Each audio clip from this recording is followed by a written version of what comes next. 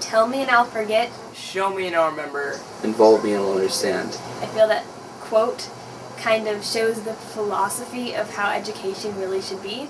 When I actually work with the material, it's easy to understand than just reading out of a textbook.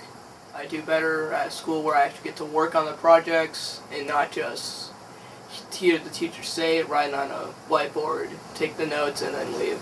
Instead of just listening to the teacher talking or just reading about something, you get to actually do a project about it, and I think that helps you to learn it a little bit better. Instead of having lectures and just a bunch of lessons that are spoken to you, instead you could have like involvement.